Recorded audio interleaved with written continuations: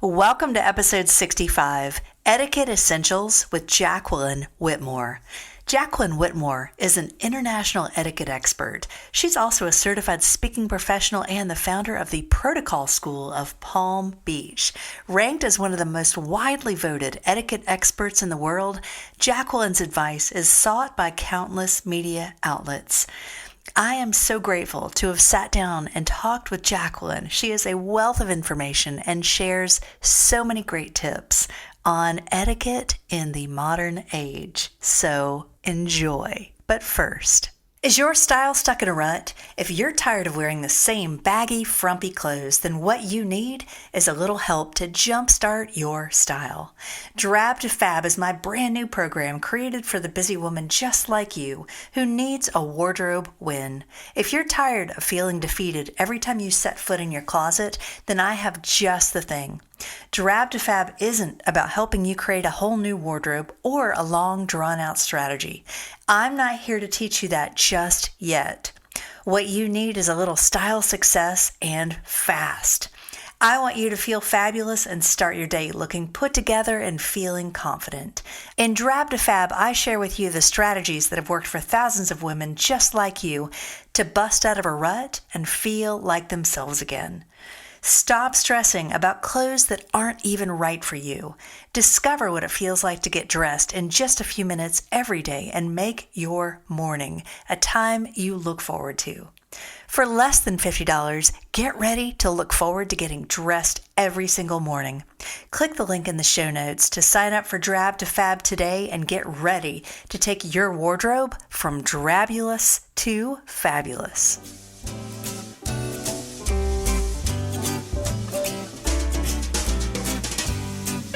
Welcome to Style by Mary Michelle, a podcast designed to empower you through personal style. I'm your host, Mary Michelle Nidifer, a master style coach, founder of Style Finder Boutique, and creator of the Style Finder ID system. I'm here to help you know what to wear, how to wear it, and how to get dressed in 7 minutes or less. Let's go.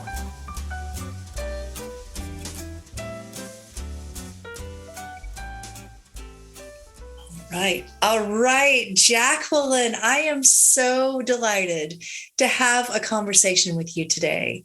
Now, you are America's foremost etiquette expert. Tell me, how did you get into etiquette? Well, first of all, thank you so much for inviting me to be on your show today. And the question you just asked me is the number one question that I am always asked. How did you become an etiquette expert? And I can tell you, I did not grow up with a silver spoon. I did not grow up attending cotillions or tea parties or private schools. I was raised by a single mother in a very small town in the center of the state of Florida called Haines City. And my mother was Southern and my grandmother was very Southern. So between the two of them, I had a good foundation for manners. But when I grew up, as luck would have it, I ended up working as the assistant director of public relations for the Breakers Hotel in Palm Beach. Wow. And if you've ever been to the Breakers, you'll know that it's a 5-star, 5-diamond hotel on the water. It is just magnificent. And the clientele come from all over the world. Mm-hmm. And as the assistant director of PR, my job was to promote all the programs that happened at the Breakers. And one of those programs happened to be an etiquette camp for kids. Huh. So it was my responsibility to find the instructor, to promote the camps, to make sure everything ran smoothly. And the instructor that I brought in 1994 happened to be, well, she turned out to be one of my greatest mentors. And she encouraged me to have an etiquette camp for adults at the Breakers. And that's exactly what we did. We had an etiquette camp for kids and one for adults. And I attended the class as a participant. I love it. And that piqued my curiosity, and she encouraged me to go to Washington, D.C. and get a certification. And then I could teach the hotel staff the nuances of dealing with royalty and VIPs and so forth. And that's how my career began. Wow. And I ended up starting my own business when I was furloughed from the breakers in 1998. And it just, it's that old saying, when one door closes, a window opens. And that was my window of opportunity to start my own business. And now here I am 23 years later. I love it. That is amazing. I bet you met some incredible people throughout your journey. I have. That I still dream about that job. That was truly the pinnacle of my public relations career. And I mean, when I say it is a 5-star hotel, it really is. It's family owned and operated, and kings and queens and dignitaries and political people, everyone in between, celebrities, they've all been there. Wow. And so it was a great adventure. I am sure. Well, I have not personally been. I would love to go, but I think my sister was there this summer. She and her husband went down for a few nights and had incredible, they just basically stayed and just enjoyed the hotel because it was so amazing.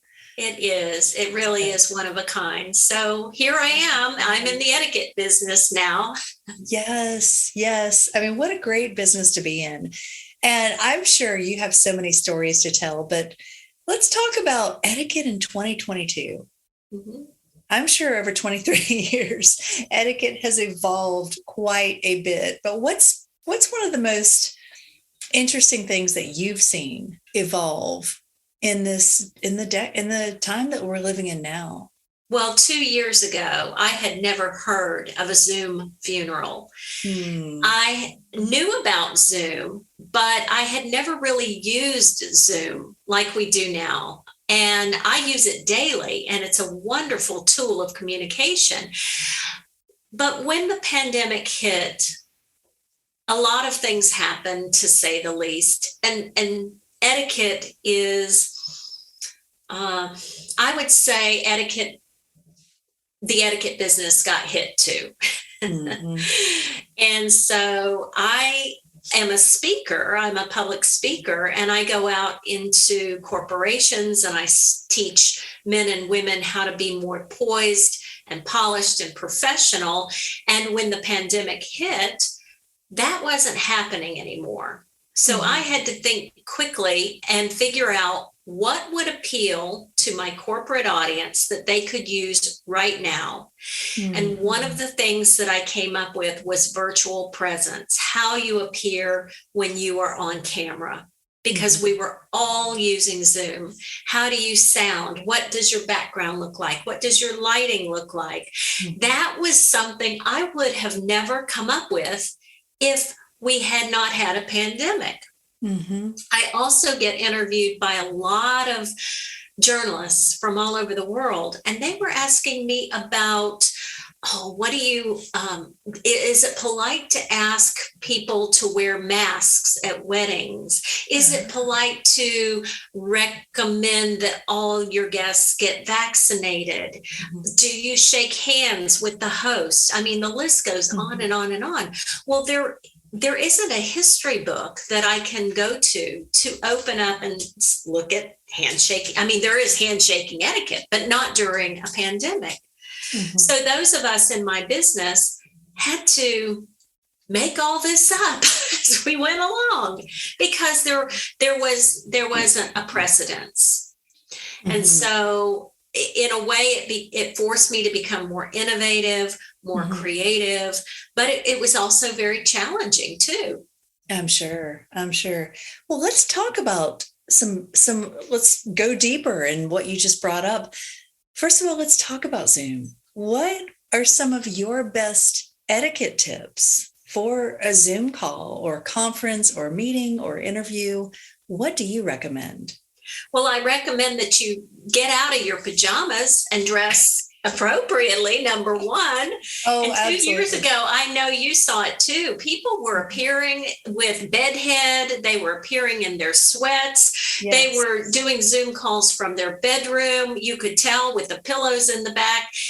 And I still believe that we can maintain a sense of professionalism even when we work from home.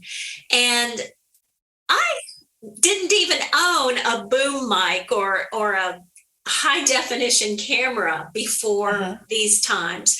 But if you're going to be on Zoom, you want to put your best face forward. And what people don't realize is the higher quality your equipment, the higher quality you portray for yourself. For example, the camera that I'm using right now, it has a feature where I can actually reduce my wrinkles. It's great. Really? Wow. Yes. Oh. And if everyone knew these little tips and tricks, they would run out tomorrow or just go to their favorite online store and buy some of these tools that are so essential. The background that I have here behind me, I don't use it all the time, but I use it for special occasions. And I have an arsenal of tools in my tool chest that I can bring out at a moment's notice. And I think that we all need to have a little nook in our house like you do there. It looks like you're in a corner, but you've got it beautifully lit with office, my woman cave. This is your woman cave. It looks great. I mean, you could do anything with it. You could add books, you can take away books, you could add flowers, whatever. But it makes you appear more warm, more approachable. And these are the little things that people don't think about. Yes, for sure. So I have to ask you, what camera reduces wrinkles?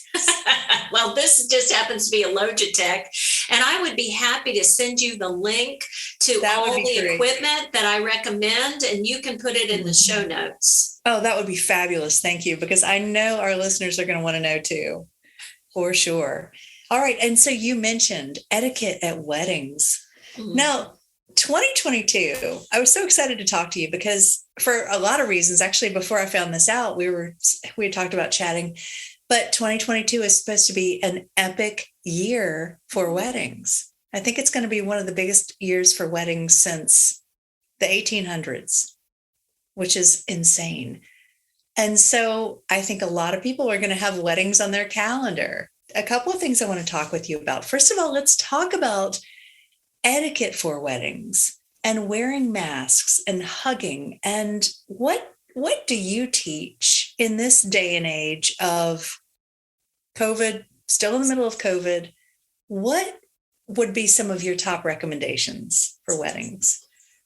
It's up to the bride and groom, or groom and bride, to establish the rules and regulations, to let their guests know what is expected. So if you have guests who are coming who might be at high risk, you might put a little notation in the invitation. I don't put it on the invitation. I would put something in the invitation or send an email in advance just saying that we kindly request that all our guests wear masks. For the safety of all our guests, we request that all our guests wear masks. That is the couple's prerogative, because this is their special day and they can set the rules. And I believe as a guest, we need to honor their requests. Absolutely. So what about handshakes? What is the handshake of this modern day age? I'll give you a personal example. For example, I am not quite comfortable shaking hands yet, but I will give a fist bump. I will give an elbow bump depending on who I'm with. Of course, an elbow bump is something that you would give a friend who you've known for a very long time. But when someone extends their hand to me, I instead of refusing it or making an excuse, I would simply just give them my fist bump. Mm-hmm. But that's my personal choice. Mm-hmm. If a person is uncomfortable shaking hands, then then just nod. People they're a little bit more lenient now. I believe back 5 years ago, we expected everyone to shake hands. And I always taught women to shake hands the same way a man shakes hands. And I still believe that to be true if you're going to do that. However, with the pandemic, we have to think about those who we live with. And if you are living with someone who might be high risk, then you just have to act accordingly. Sure, absolutely. And it's not polite for someone to ask you, why aren't you shaking hands? It's just not. So give everyone some grace. And if someone doesn't shake your hand, it's not personal. It might be something that they're dealing with personally. Yes, absolutely. Well, I have to say, at Style Finder Boutique, we have a lot of people come in, and some people have tried to shake my hand. And usually I'm like, oh, let's do a fist bump, or not. Actually, I haven't even done the fist bump, the elbow bump, I meant. But everybody's been very laid back about it. Nobody's had an issue or said, well, why are you doing that? I don't think anybody's been offended. So I think people are much more relaxed and laid back.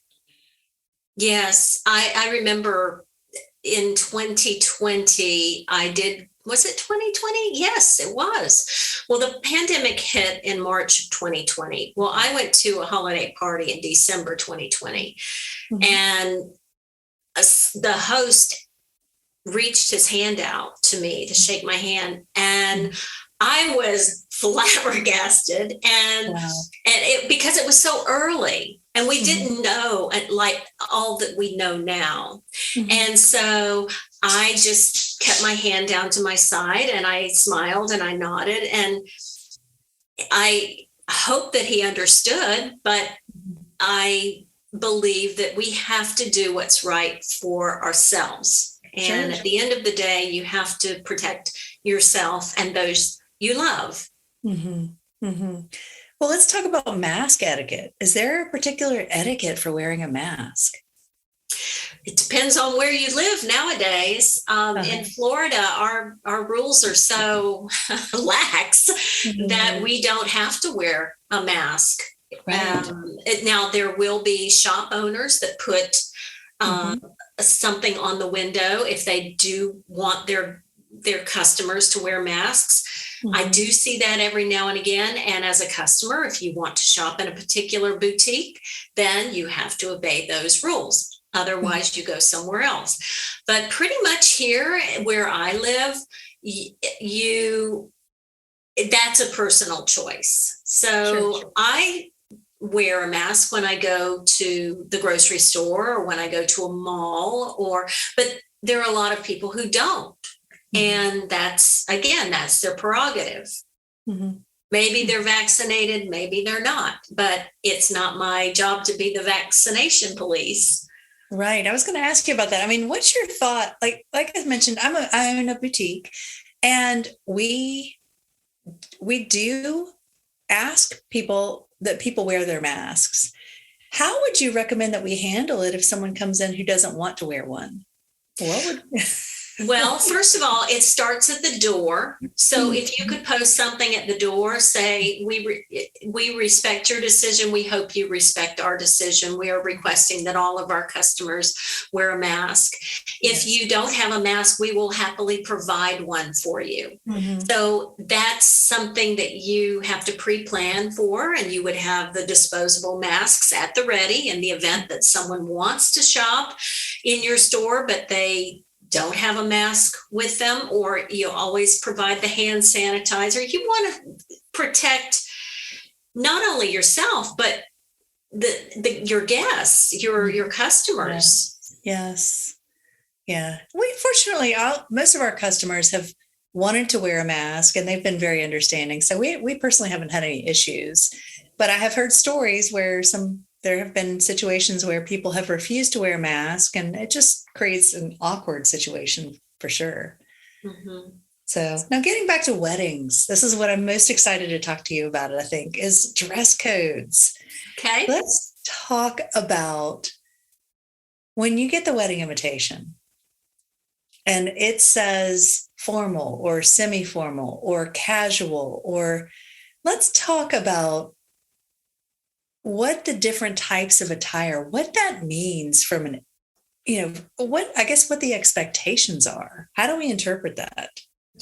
One of the ways we interpret it is by looking at the invitation itself. And you can tell a lot about the theme of the wedding just by the quality of the paper, just by the fonts and the color of the invitation. You can tell an awful lot about that couple's personality, whether they're a casual couple or a more formal couple. If you get something that is addressed by hand in calligraphy, and you open it up and it's got the beautiful stationery, and it goes on and on and on, you know that couple is probably going to be more formal versus a couple that sends an evite.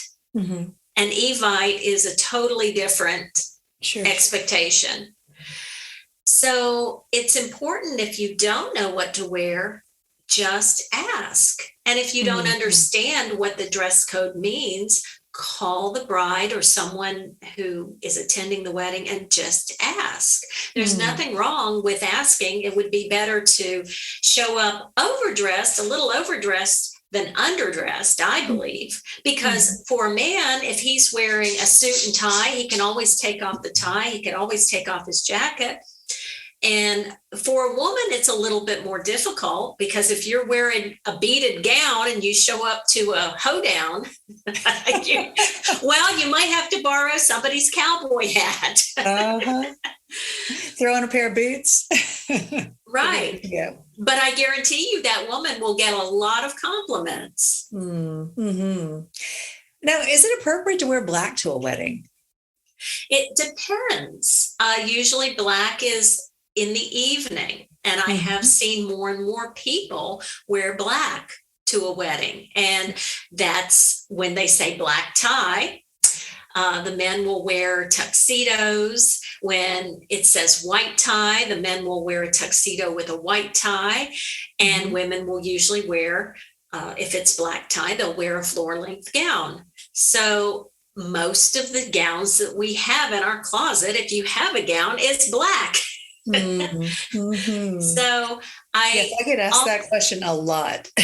I also think that depends on the personality of the bride and groom. I think a lot of right now, especially, we're a much more casual society. And so I don't think you're going to go to the Wedding Hall of Shame if you appear in a nice black suit. A long time ago, black was reserved for funerals. We all knew that. What I wouldn't wear, however, is a white dress, because if the bride is wearing white, I mean, I would like to see everyone in different colors other than white. But I think that black is a little bit more forgiving. Yes. Let's talk about mother of the bride and mother of the groom attire. I have a lot of clients who have kids who are getting married this year. And if you have some words of wisdom on what is appropriate and what is not appropriate. For the mother of the bride? Mother of the bride or mother of the groom. If you can find out what the other mother is wearing, I would have a conversation with her and say, I just wanted to know if you're wearing pants or a dress, or maybe you don't care what she's wearing. Maybe you just want to be unique and go as you are. But I think it's the courteous thing to do, to to ask what the other is wearing, so that you're on the same lines. Because if one mother is wearing a long gown and the other mother wears something different, it's okay. But I think that if you're not sure, you always ask the bride, what would you like for me to wear? If you're the mother of the groom, say to the bride, would you like me to wear a floor length dress? Is there a color? Is there a theme in your wedding? A lot of times brides do have colors. In the fall, they wear more of the warm, richer colors. And in the summer, they wear the spring and the bright colors. So I would just say, wear something that's flattering to your body, something that makes you feel good. That's my number one tip. Just something that makes you feel pretty and special. And I think that everybody should wear color, because it just helps with your complexion and your hair. And find out what your colors are. If you don't know, then ask an image consultant. That's what I do. Yes, then they need to call you and say, I need a consultation. Absolutely. Knowing your best colors is such a big deal. But I talk so much. I love color. And there's just such a great power to color and an energy to color. I think, when you can show up wearing your best colors, it just builds your confidence. I totally agree. I really do. And comfort is also very important. Wear comfortable shoes, especially if you plan on dancing. Or at least have a pair at the ready so you can change into, so that you can have a good time. Because at the end of the day, it's all about making sure the guests have a great time and you have a great time. For sure. Well, Jacqueline, you're a woman after my own heart, saying you should wear what feels good, because that is one of my number one style tips that I give to my clients, is wear what makes you feel more like yourself. Yes. I think if you don't feel comfortable in sequins, don't wear sequins, because we all know that special day is nerve-wracking. Yes. And if you feel confident and secure and comfortable, then that will radiate from the inside out. Yes, absolutely. And I think I feel like so many women, when it comes to what to wear to a wedding as a guest or mother of the bride or whatever your role is, bridesmaid, they feel like there are their shoulds. They have their shoulds and they think, well, I should wear this dress, and they put it on. It doesn't feel good, but they feel like they have to show up in that anyway. And that just doesn't ever work. Then they're going through the entire event feeling like, I cannot wait until I get home and I can put on my comfy clothes. Yes. So why not start the day out wearing something that makes you feel amazing? And don't buy the dress a week before the event. Oh, absolutely. Because most of the time it needs alterations, and you need to give yourself ample time to get those alterations. And I've known so many mother of the brides buy a smaller size, thinking by this date, I'm going to lose this weight. Don't do that. Get your appropriate size. And then if you lose weight a few weeks before the wedding, then you have it taken in. Yes, for sure. Yes, I tell clients, I have so many women who have waited till the last minute for a special occasion, and then they don't have the right shoes. It doesn't fit right. They don't have the right jewelry, and they just never feel put together. They feel rushed. They feel harried and hurried. And that's just never a recipe for success. Right. And don't try a new hairdo the day before. No, or makeup, or go to a makeup artist who you've never worked with before, who's going to do your makeup, and she doesn't know who you are, what your style is. I think it's so important to do a trial run for everything. Oh, absolutely. A dress rehearsal. I like that. Yes, dress rehearsal, even if you're just a guest.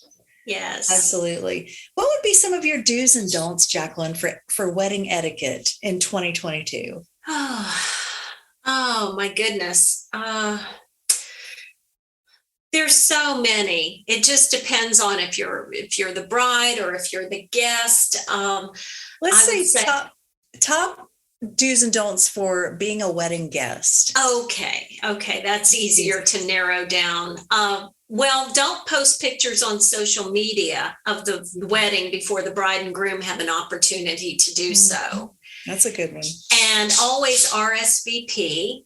Mm-hmm. If it says RSVP by a certain date, do that. And if you're going to bring a guest, make sure the invitation says and guest, or it has the guest's name. Don't just show up with 3 or 4 friends hoping that there's going to be a seat for everyone. And be a gracious guest. If you are asked to help in any way, then pitch in, offer to set up, offer to clean up. As we know, a wedding takes a village. It doesn't just happen with 1 or 2 people. It takes a lot of coordination. And if you have the ability to help the bride and groom, at least you offer to help. And find out what that bride and groom might want by going to their registry, for example. And I never bring a wedding present to the wedding. Why? Because I've seen more, and I worked at the Breakers. I know that presents tend to disappear. Even in the nicest of hotels. And if you bring a gift, I would recommend that you send it ahead of time instead of bringing it to the wedding, or send it after the wedding.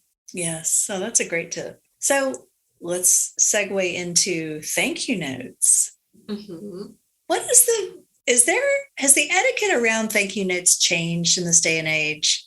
And now that we have text messaging, would a text message suffice for a thank you note? Not necessarily for a wedding, but in our everyday lives, if we're going to send a thank you note, is a text message, can that replace it? It depends. I mean, nothing is more formal than a thank you note, and nothing is more meaningful than receiving a handwritten thank you note. But if a neighbor, for example, my neighbor went away to Savannah for a couple of days, he texted me and he said, could you bring the packages from my front door to my back door and put them behind the trash can? So I said, sure, I'd be happy to do so. And for that kind deed, I would expect just a text. Thank you so much for putting my packages behind my trash can. But if someone treats me to lunch and or I make dinner for someone and they come over and they're my guest, then a thank you note would be more in order, because it took more effort to perform that nicety, if you will.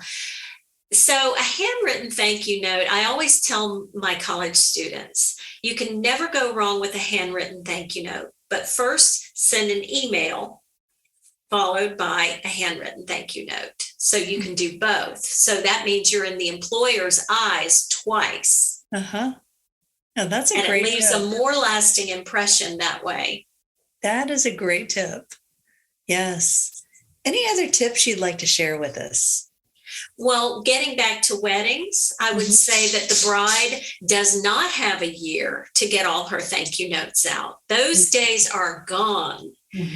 I would say that as soon as she or he starts receiving those gifts, because we do get our spouse involved, and it isn't just the bride's responsibility or the groom's responsibility to write those thank you notes, but do so as a partnership, because it lightens everybody's load. So as soon as those gifts start coming in, you zip off a thank you note. So even if they come in before the wedding, go ahead and send those thank you notes out, because that will make your life a lot easier after the wedding. When you're tired, you're exhausted, you go on a honeymoon or not, you probably don't want to do it then, but it's better late to send a thank you note late than never.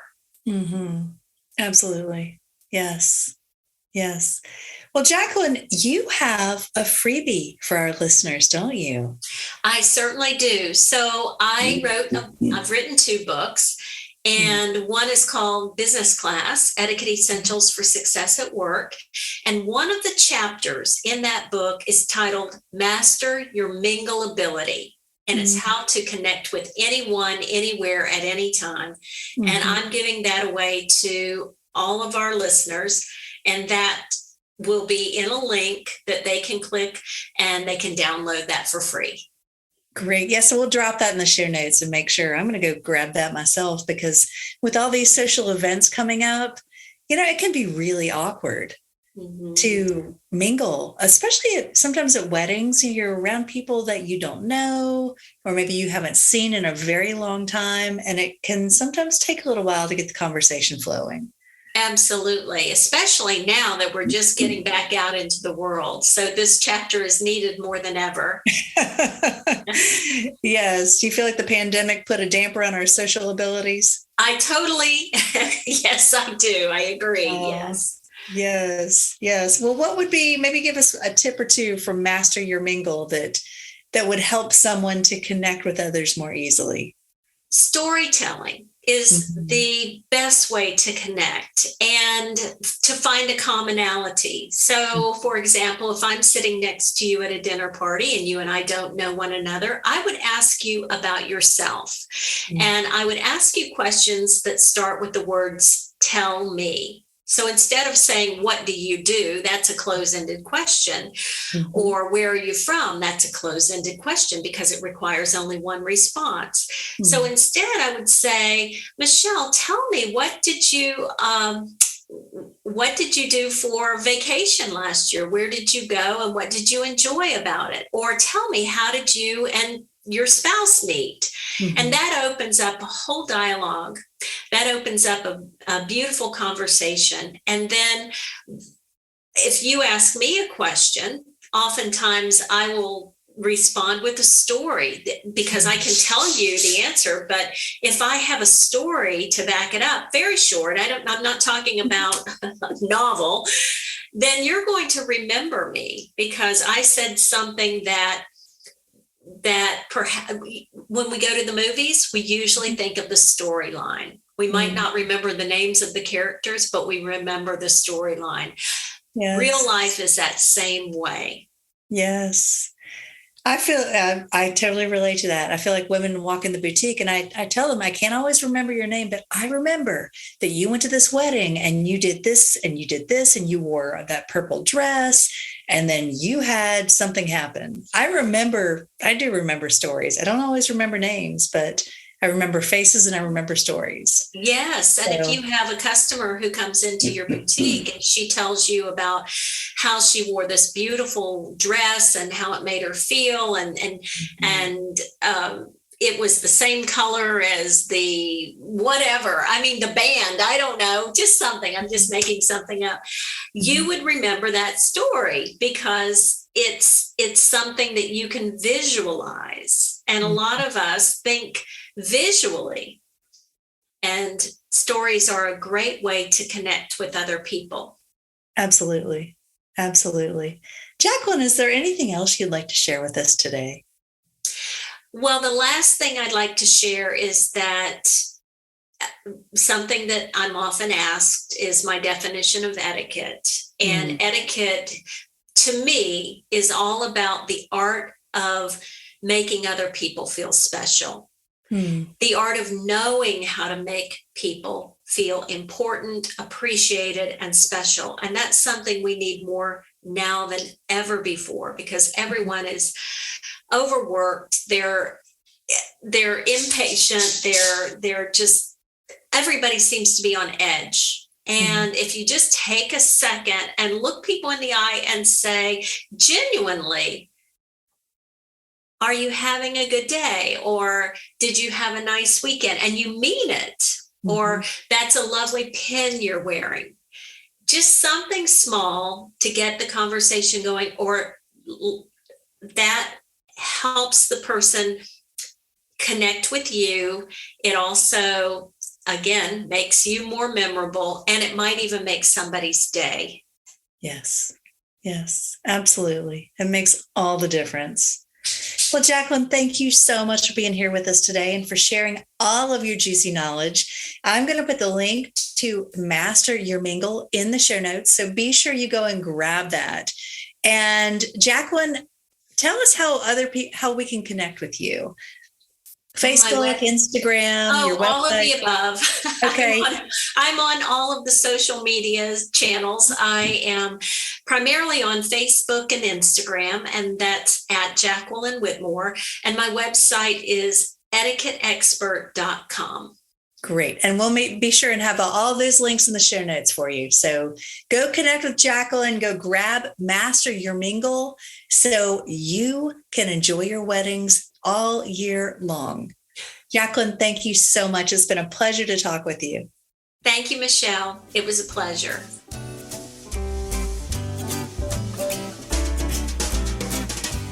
Thanks for tuning in to Style by Mary Michelle, where women come to get dressed in 7 minutes or less. If you enjoyed this podcast, I invite you to leave me a 5-star review on iTunes or wherever you're listening. Be sure to follow me on Instagram at Style by Mary Michelle and shop our boutique at shopstylefinder.com for the best in upscale casual apparel. Better yet, if you're in the Raleigh area, come see us. We're located in the North Hills Shopping Center, the premier shopping district in Midtown Raleigh. For details and links mentioned in this episode, be sure to see the show notes. Have a beautiful week.